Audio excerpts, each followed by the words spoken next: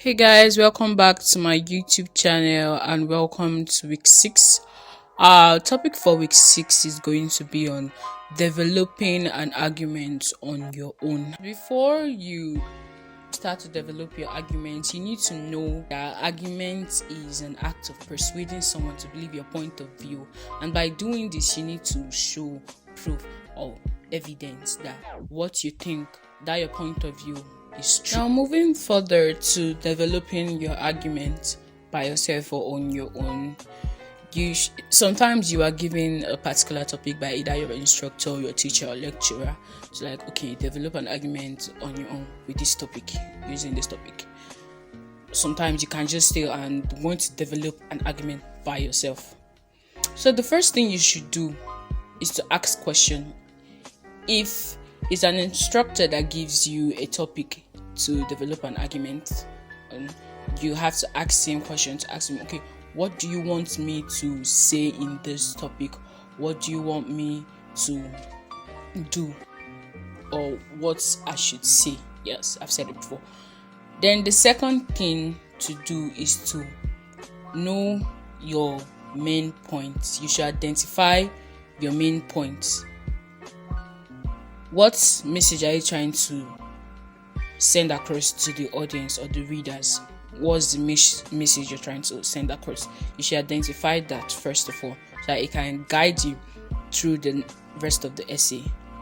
Then the next thing to do is to identify your audience. You should think critically when imagining your audience. You should first of all put yourself in the shoe of the audience. Okay, if I'm reading this argument or this essay, what would I want? What type of question would the audience ask? That's what you should think about. You should imagine your audience, what they are interested in, what they don't want to see, or what they want to see. Then going to the main thing, when you're making a draft of your argument, you should first of all write the introduction. Wonderful. The introduction has to be catchy. What I mean by catchy, it needs to grab the attention of the reader or audience. You need to hit the head of the nail. You just need to hit it. Just grab their attention, hit their interest, so that you can read the rest of the essay. Because some people can get bored and say, "Oh, I don't want to read this essay." The second thing to do is to create or make your title, and by title is the heading or title of the essay. The title shouldn't be talking about a different thing than the essay. It has to give the reader a kind of a hint of what the essay or argument is going to be about. It has to relate with the main points or the remaining of the essay. The main thing now is the body. While writing the body, you need to state the issue or the problem. That's okay, what is the issue or the problem that you are opposing to or supporting to? Then after, you can write the structure of the essay. That's, you can say what you are going to write in the remaining part of the essay. Then another thing is to answer possible questions that might come up in the reader's mind. You should think of questions that they might ask and answer them.